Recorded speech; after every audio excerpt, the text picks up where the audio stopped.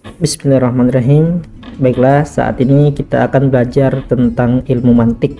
Sebelum itu, saya akan kasih tahu dulu referensi bukunya, yaitu karya Rizam Aizid yang bukunya berjudul Ilmu Mantik, Cara Mudah Memahami Logika Aristoteles dan Al-Ghazali.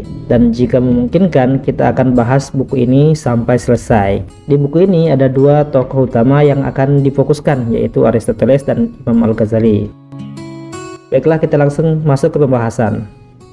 Mungkin kata mantik masih terasa kurang familiar di telinga kita, sebab dalam dunia akademik dan pendidikan umum, istilah yang sering digunakan adalah logika. Tidak heran banyak orang lebih mengenal istilah ilmu logika daripada ilmu mantik. Istilah ilmu mantik sebenarnya adalah penyebutan khusus dalam bahasa Arab atau dalam tradisi Islam. Kata mantik berasal dari bahasa Arab yang diucapkan dari kata kerja natako yang berarti berkata atau berucap. Lantas, apa itu ilmu mantik? Untuk memahami definisinya secara komprehensif, kita perlu memahami terlebih dahulu makna dari masing-masing kata tersebut, yaitu ilmu dan mantik. Pertama, pengertian ilmu. Secara umum, kata ilmu digunakan untuk menunjukkan pengetahuan. Dalam istilah umum, kita mengenalnya sebagai ilmu pengetahuan.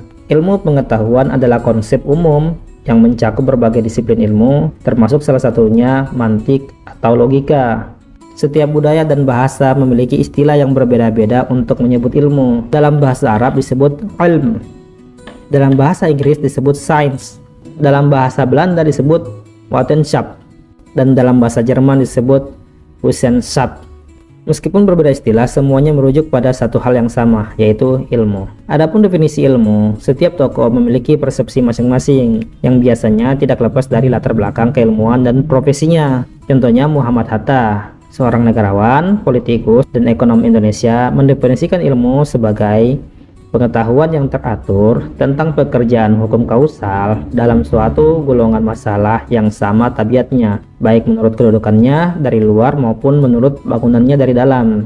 Definisi ini dipengaruhi oleh latar belakang beliau sebagai ekonom dan negarawan. Harsojo, guru besar antropologi dari Universitas Pajajaran, mendefinisikan ilmu sebagai akumulasi pengetahuan yang disistematisasikan, suatu pendekatan atau metode yang terikat oleh faktor ruang dan waktu, yang pada prinsipnya dapat diamati oleh panca indera manusia, serta suatu cara menganalisis yang mengizinkan ahli-ahlinya untuk menyatakan suatu proposisi dalam bentuk jika maka. Definisi yang hampir sama juga dikemukakan oleh Asli Montagu, guru besar antropologi dari Rutgers University, bahwa ilmu adalah pengetahuan yang disusun dalam suatu sistem yang berasal dari pengamatan, studi, dan percobaan untuk menentukan hakikat prinsip tentang hal yang sedang dikaji.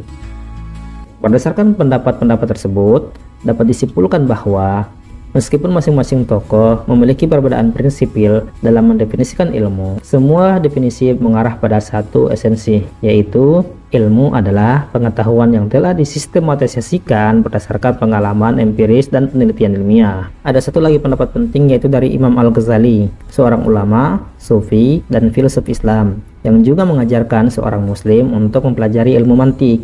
Menurut Imam Al-Ghazali, ilmu adalah pengenalan sesuatu atas dirinya. Meskipun pendek, definisi ini tetap sejalan dengan pendapat para tokoh lainnya, karena pengenalan itu sendiri melibatkan pembelajaran, pengamatan, penelitian, dan pensistematisasian. Kesimpulannya, ilmu adalah pengetahuan yang bersifat empiris dan sistematis tentang sesuatu dalam kehidupan manusia.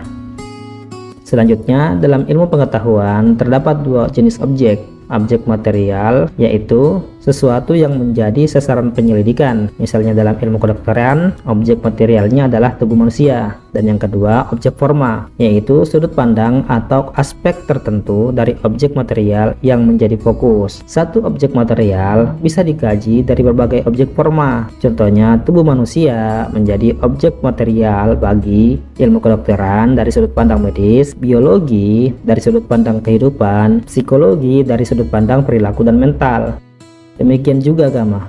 Pertama, jika dilihat dari sudut sejarah, lahirlah sejarah agama. Jika dilihat dari sudut pandang filsafat, lahirlah filsafat agama.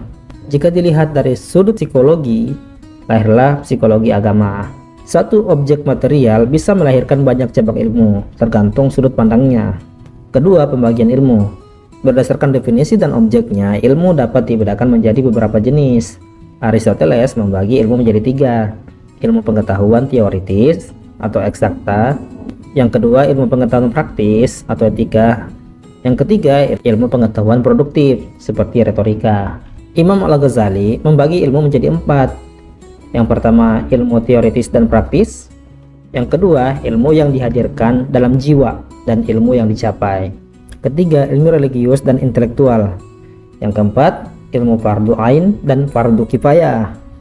Ada juga pembagian yang lebih sederhana, ilmu syar'i dan ilmu akli. Ilmu syar'i yaitu ilmu yang sumbernya dari nas-nas agama. Ilmu akli yaitu ilmu yang bersumber dari pemikiran dan akal manusia. Tentang ilmu syar'i, Ibnu Taimiyah berkata, ilmu syar'i adalah semua hal yang diperintahkan oleh Allah atau semua hal yang diberitakan oleh Allah dan semua yang diajarkan olehnya.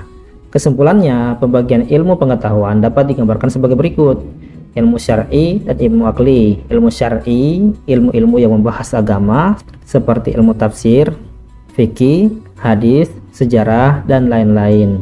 Ilmu akli, ilmu-ilmu yang membahas dunia seperti fisika, biologi, kimia, matematika, filsafat, sosiologi, psikologi, dan sebagainya. Sekarang muncul pertanyaan, ilmu mantik masuk dalam kategori ilmu yang mana? Ilmu syar'i atau ilmu akli? Jawaban dari pertanyaan ini akan dibahas di pembahasan berikutnya, yaitu tentang definisi ilmu mantik itu sendiri. Karena tanpa memahami definisinya, kita belum bisa menilai ilmu ini termasuk ke dalam kategori apa. Namun secara hakikatnya, ilmu mantik adalah jenis pengetahuan yang tersistematisasi dengan objek formal khusus yang tidak digunakan dalam disiplin ilmu lain. Sampai jumpa di pembahasan selanjutnya.